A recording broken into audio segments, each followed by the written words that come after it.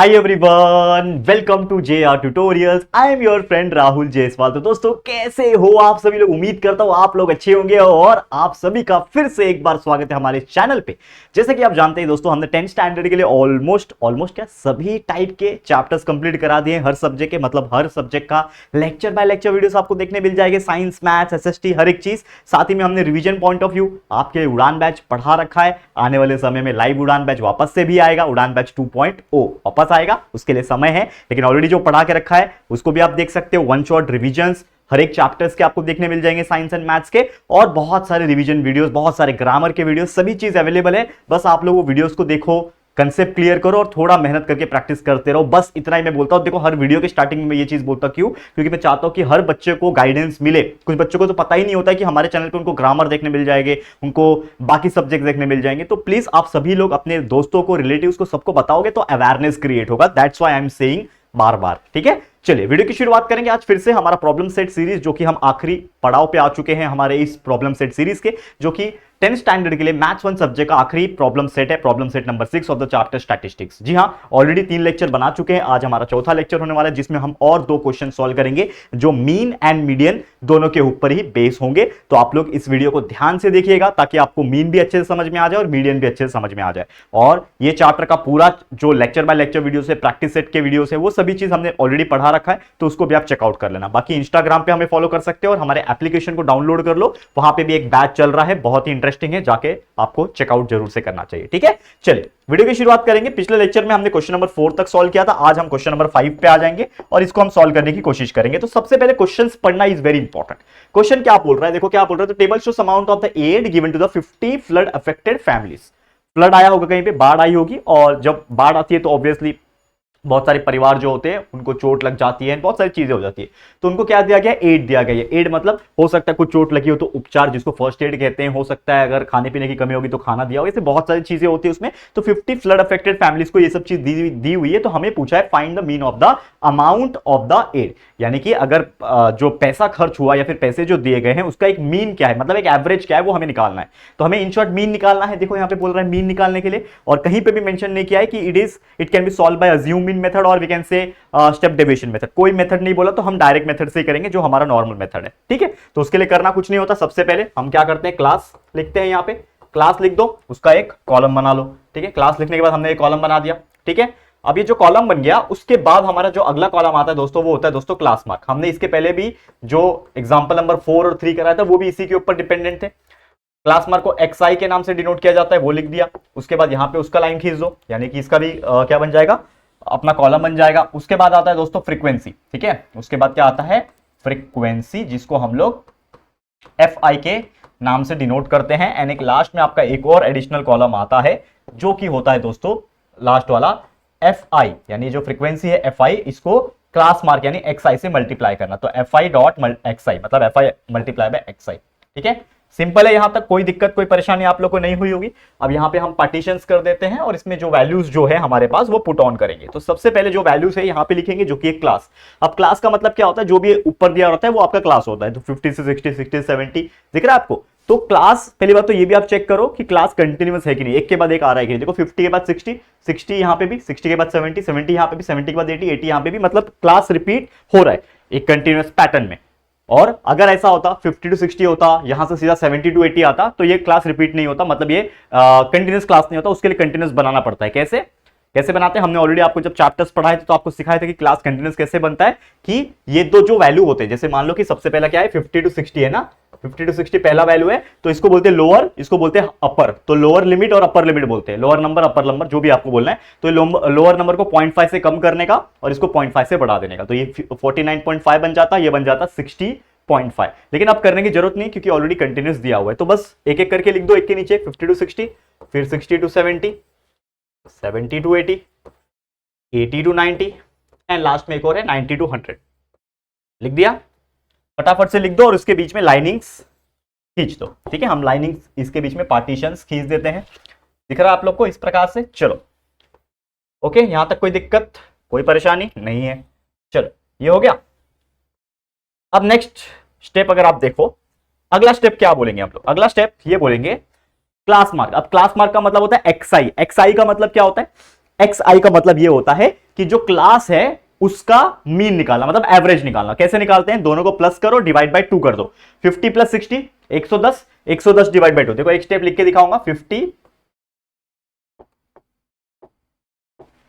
50 plus 60 divide by 2 कितना हो जाता है? 110 बाय 2, जो कि हो जाएगा 55। तो एक का हमने आंसर निकाल के दिखाया कि कैसे आया 55, बाकी का डायरेक्ट लिखूंगा। 60 प्लस 70 130 होता है, 130 डिवाइड बाय 2 यानी होता है 65, 65 आ गया। 70 प्लस 80 होता है 150, 150 डिवाइड बाय 2 होता है 75। अब देखो ये पैटर्न समझ में आ गया, 55 65 75, तो ये आ जाएगा 85, ये आ जाएगा 95। बिंदास लिख दो, कोई टेंशन की बात नहीं, आपका करेक्ट होगा। ठीक है, क्रॉस चेक कर लेना फिर भी एक बार। ठीक है, चलो अगला है फ्रीक्वेंसी। फ्रीक्वेंसी जो चीज आपको दी होती है, number of families, number of farmers, वही आपकी फ्रीक्वेंसी होती है। एक एक करके लिख दो, क्या दी हुई है लिख दो। क्या दी हुई है दोस्तों? देखो यहाँ पे फ्रीक्वेंसी क्या दी हुई है। सबसे पहले 7 नंबर है, फिर 13 है, फिर 20 है, फिर 6 है एंड फिर 4 है। तो ये चीज जो लिखी हुई थी हमने बस लाइन में लिख दिया। अब अगला है सबसे इंपॉर्टेंट FI जिसको बोलते हैं, यानी ये वाला मल्टीप्लाई बाय दिस। तो FI मल्टीप्लाई बाय XI, इसका वैल्यू हम लोग लिखो। चलो क्या करना है, ये 7 है, 55 से मल्टीप्लाई हो जाएगा, तो 7 मल्टीप्लाई बाय 55 कर लो फटाफट से। अब देखो ये बड़े बड़े नंबर से, तो आप लोग तो मल्टीप्लाई करोगे, आपको टाइम लगेगा क्योंकि यही टाइम कंज्यूमिंग है, लेकिन मेरे को टाइम बचाना है क्योंकि मैं चाहता हूं कि मैं शॉर्ट वीडियोस देके आप लोग का भी टाइम बचाओ और मेरा भी टाइम बचाओ। इसके लिए मैं मल्टीप्लिकेशन करने के लिए कैलकुलेटर का इस्तेमाल करूंगा फटाफट करने के लिए, लेकिन आपको एग्जाम में खुद से ही करना पड़ेगा। तो ये 7 को 55 से मल्टीप्लाई करना, जो कि आपको पता है ये 10 सेकंड का काम है। ठीक है, तो फटाफट से 55 मल्टीप्लाई बाय 7 कर दो, क्या आएगा आंसर? 385 आ गया। ठीक है, फिर 13 मल्टीप्लाई बाय 65 करना है। ठीक है, 13 मल्टीप्लाई बाय 65 किया तो कितना आ गया? 845 आ गया। ठीक है, नेक्स्ट 20 मल्टीप्लाई बाय 75, ठीक है, कितना आ गया? 1500। नेक्स्ट 85 मल्टीप्लाई बाय 6, ठीक है, 85 मल्टीप्लाई बाय 6 आ गया 510। एंड लास्ट में है 95 मल्टीप्लाई बाय 4, इन दोनों को भी मल्टीप्लाई कर दो। 95 मल्टीप्लाई बाय 4 आ गया 380। अब आपने ये जब निकाल लिया FI ये आपका कंप्लीट हो गया, लेकिन टेबल में और भी दो सबसे इंपॉर्टेंट चीज आपको निकालने हैं जो कि बहुत ज्यादा जरूरी है, इसके बिना आपका आंसर नहीं निकलेगा, जो कि है इस पूरे फ्रीक्वेंसी का एडिशन, जिसको बोलते हैं हम लोग समीशन ऑफ FI, यानी टोटल फ्रीक्वेंसी। कितनी हुई? प्लस करो। 7 plus 13 is 20, 20 plus 20 is 40, 40 plus 6 is 46 और 4 50, मतलब टोटल फ्रीक्वेंसी कितना आ रहा है? 50, 50 आ गया, या छोड़ दो। अब अगला जो है ये समीशन ऑफ FI XI है, यानी कि इस चीज का टोटल। तो summation of FI dot XI, इसका टोटल कैसे निकालोगे? अब इतने सारे नंबर से आप लोग अपने नोटबुक में एक साथ लिख दो और ऐसे डायरेक्ट प्लस करते जाओ। ठीक है, तो मैं कैलकुलेटर का इस्तेमाल करूंगा ताकि मैं आप लोग से भी जल्दी और फास्ट तरीके से कर सकूं, लेकिन आप लोग अपने एग्जाम्स में ये कैलकुलेटर के भरोसे मत रहना भाई, तुमको नहीं मिलता है, हमको मिलता है। ठीक है, तो मैं सबको एक एक करके बस ऐड कर लिया। ठीक है, कितना आ गया? हाँ, एक गड़बड़ हो गया ना, देखो वापस से मैं कर रहा हूं। 385 प्लस 845 प्लस 1500 प्लस 510 प्लस 380, इतना आ गया 3620। ठीक है, कितना आ गया? 3620। ये आ गया, कैलकुलेटर का काम खत्म, इसको कर देते हैं टाटा बाय बाय। ये हो गया। अब हमें निकालना क्या है? सबसे पहली बात तो क्वेश्चन में भी बोल रखा है मीन निकालना है, एंड कोई मेथड नहीं दिया तो हम डायरेक्ट मेथड से ही सॉल्व करेंगे। तो मीन जिसको हम लोग x बार से डिनोट करते हैं, इसका फॉर्मूला होता है डायरेक्ट मेथड में, जो कि होता है summation of FI dot XI divide by FI। This is the formula. अब दोनों वैल्यू पता है मुझे, FI XI का भी पता है जो कि 3620 है, और नीचे FI का भी वैल्यू पता है जो कि 50। अब दोनों का वैल्यू डाल दो और हमारा आंसर आ जाएगा। ठीक है, तो x bar is equal to FI XI कितना है? 3620 और नीचे है 50। ठीक है, अगर आप देखोगे ये 10 से कैंसिल हो जाएगा, कितना बचेगा? 362 बचा, और इसको हमको डिवाइड करना है, एक सेकंड, डिवाइड करना है 362 को किससे? 5 से। तो कर दो, देखो 5 के टेबल में 5 7 जा होता है 35, माइनस किया 1 बचेगा, और ये 2 कैरी हो गया 12, और 5 2 जा 10 होता है, माइनस करो 2 बचेगा, इधर पॉइंट डाल दो 0 बचेगा, 5 4 जा 20, मतलब कितना आ रहा है x बार, यानी मीन आपका आ रहा है 72.4। ठीक है, इसको कर दो साइड, या फिर इसको मिटा भी सकता था मैं, लेकिन मैंने जानबूझ के ये चीज छोड़ रखा है आपके लिए, ताकि आप लोगों को पता चले कि कैलकुलेशन कैसे आया। ठीक है, समझ में आ गया? तो x बार आपका 72.4 आ चुका है। अब मुझे निकालना है find the mean of amount of aid, और अमाउंट जो दिया हुआ है एड का वो 1000 रुपीज के हिसाब से दिया हुआ है, मतलब ये जो वैल्यू आया है इसको 1000 से हमें मल्टीप्लाई करना पड़ेगा, यानी मीन जो आपका आएगा वो आएगा 72.4 मल्टीप्लाई बाय 1000, और ये किस में आएगा? फिर रुपीज में आ जाएगा। तो एक जीरो के वजह से एक पॉइंट हट जाएगा, तो ये बन गया 24, और 2 जीरो लग गया आगे, तो 2400 रुपया। This is your final answer. ठीक है, तो फाइनली इस चीज का जो मीन आ गया दोस्तों, ये जो क्वेश्चन हमें पूछा है वो कितना आ गया? 2400 रुपया। करेक्ट है? क्लियर है दोस्तों? तो उम्मीद कर रहा हूं कि आप लोगों को ये बहुत ही अच्छी तरीके से समझ में आ गया होगा। माफ करना 2400 नहीं 72 है ना। देखो यार silly mistakes happen with me also and आपके साथ भी हो सकता है। 72 है ना यार 72.4, ये 724 हो जाएगा फिर और आगे 2 जीरो 72,400 रुपीज। ठीक है माय मिस्टेक, लेकिन इसको हमने ऑलमोस्ट क्या किया है, करेक्ट करने की कोशिश की है।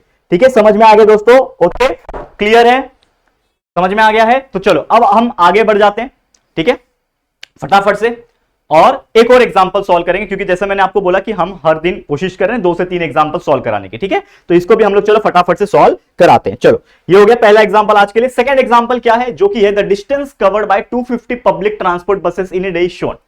एक दिन में कोई पब्लिक ट्रांसपोर्ट बसेस होती है ना, जो हम बस में जो जाते हैं तो लोग को इधर उधर लेके जाते हैं, तो जो डिस्टेंस कवर किया है कितने बस ने, 250 पब्लिक ट्रांसपोर्ट बस यानी 250 बस ने, ये हमने दिया हुआ है। तो हमें क्वेश्चन ये पूछा है कि उस चीज का क्या निकालना है, डिस्टेंस का आपको मीडियन निकालना है, find the median of the distances.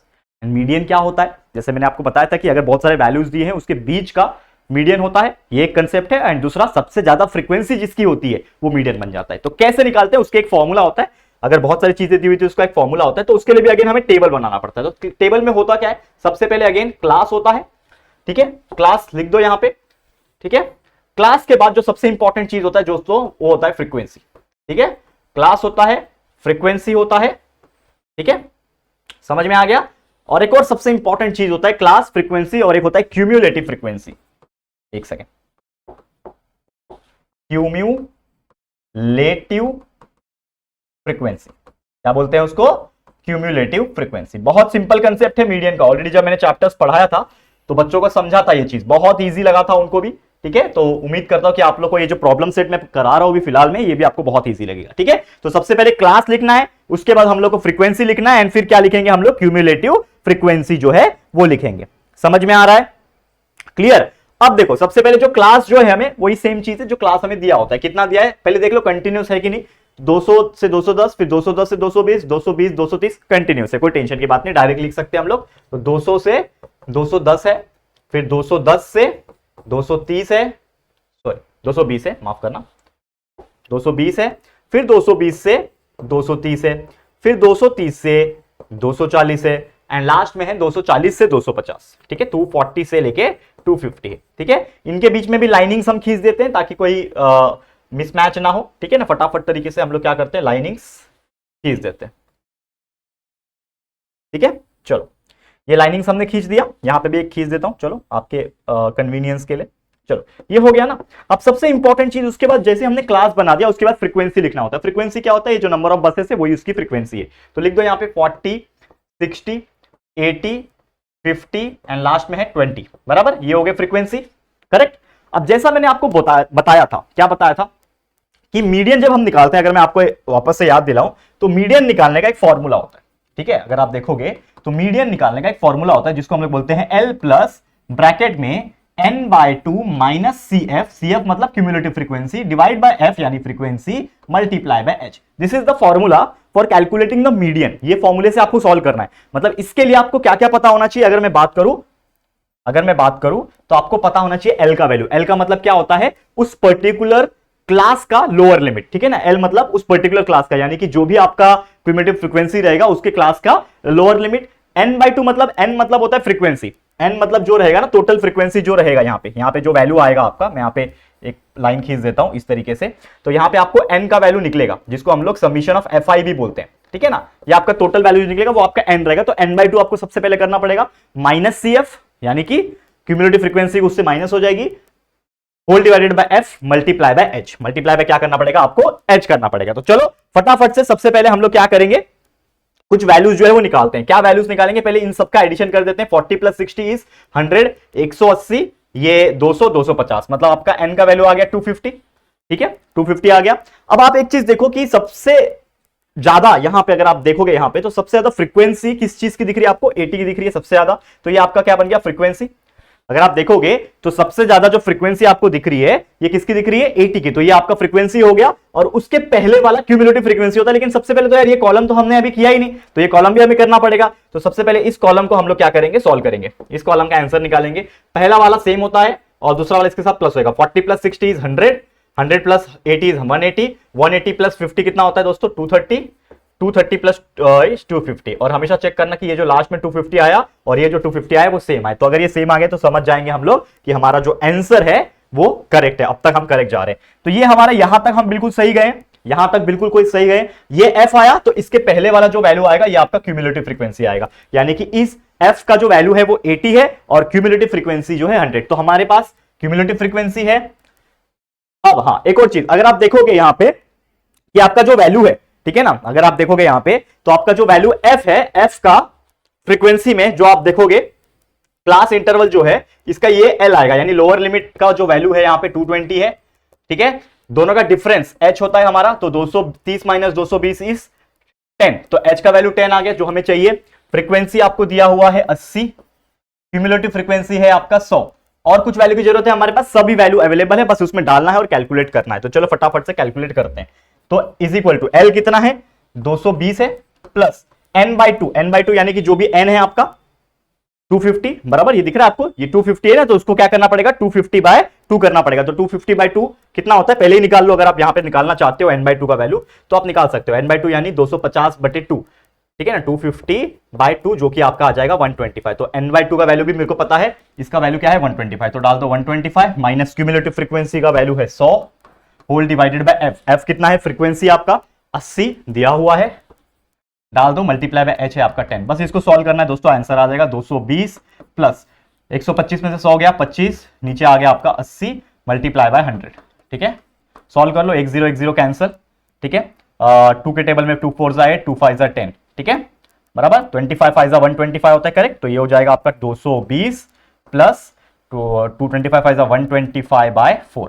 अब 125 बाय 4 सॉल्व कर लो, फिर उसको 220 से प्लस कर दो तो आपका आंसर आ जाएगा। तो फाइनली हमने जब प्लस किया तो उसका जो टोटल आंसर जो आ रहा होगा दोस्तों वो कितना आ जाएगा 223.13, ठीक है। तो this is your final answer. तो आपका मीडियन आ गया 223.13। इस तरीके से आपको कोई भी मीडियन वाले एग्जांपल्स आए तो उसको आपको सॉल्व करना है, ठीक है, समझ में आ गया। तो इसी के साथ हमारे आज के 2 एग्जांपल्स हमने कंप्लीट तरीके से सॉल्व करा दिए हैं। एक था मीडियन जो कि हमने डायरेक्ट मेथड से सॉल्व किया था क्योंकि कुछ बोला नहीं था, दूसरा था मीडियन। ऐसे और भी एग्जांपल्स भरे पड़े हैं इस प्रॉब्लम सेट में जो कि हम बारी बारी से लेकर आएंगे आप सभी के लिए। तो हमारे साथ बने रहना, प्यार देते रहना, और हमारे जो पहले के वीडियोस जो हमने सभी सिलेबस कंप्लीट करा के रखा है, रिविजन कंप्लीट करा के रखा है, मैथ्स के, इंग्लिश ग्रामर के, मराठी, हिंदी, सभी के एग्जाम ओरिएंटेड वीडियो से सभी चीज आपके लिए हेल्पफुल रहेंगे और हमने आप ही के लिए बना रखे हैं। तो उसको भी देखते रहो, पढ़ाई करते रहो। तो आज के लिए इतना। ये वीडियो कैसा लगा जरूर से कॉमेंट करना।